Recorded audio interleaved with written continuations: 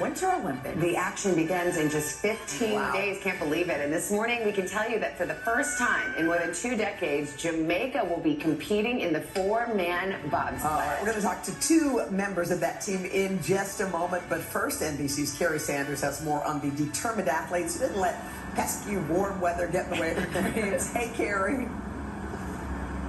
Good morning, guys. You know, the Winter Olympics for us is all about Team USA, but there is an island nation about an hour and 20 minutes from here, known for its beaches and palm trees like we have right here in Miami, that captured our hearts before and may again capture our hearts as they're heading to, yes, the Winter Olympics. And across the island nation, there's one refrain this morning: "Yeah, man."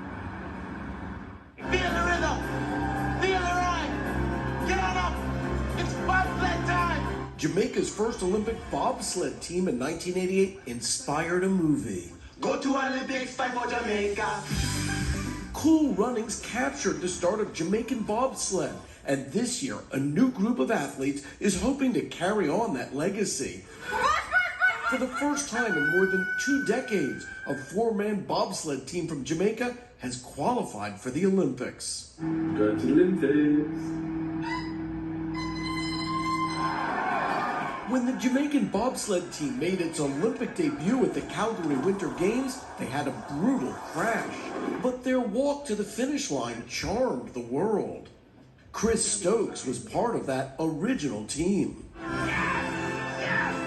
If John Candy were still with us as coach, what would he tell these guys? You know, a gold medal is a wonderful thing, but if you're not good enough without it, you're not good enough with it. The tropical country's warm weather climate does not make training for winter sports easy.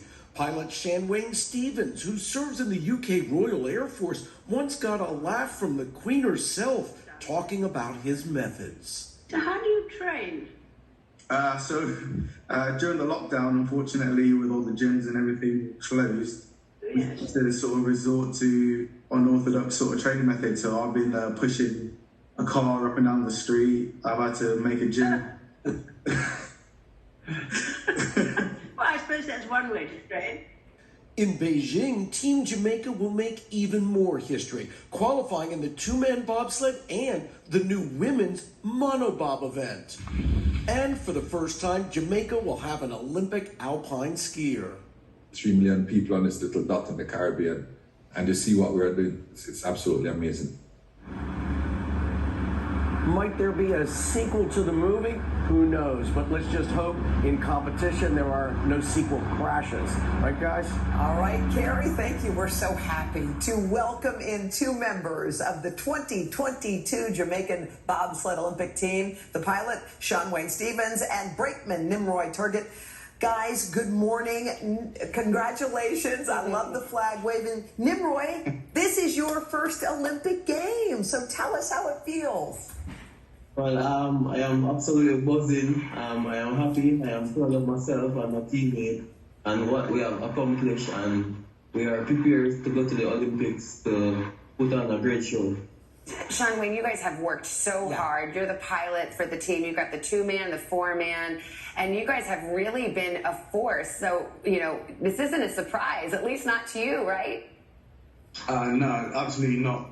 We've put in a lot of hard work the last 4 years to achieve what we've achieved.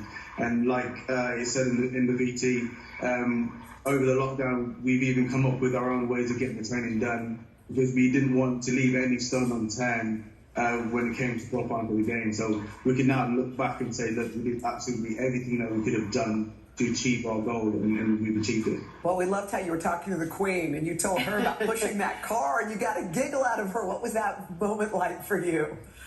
No, that was amazing. Just to be able to tell the Queen about our sport and how we train and stuff like that, and for her to actually react the way she reacted, it was an awesome feeling. Well, Nimroy, you know, when you're on the Jamaican bobsled team, you don't just have Jamaica rooting for you. Yeah. You really have the whole world rooting for you. What does it mean to the country and to the Olympic effort?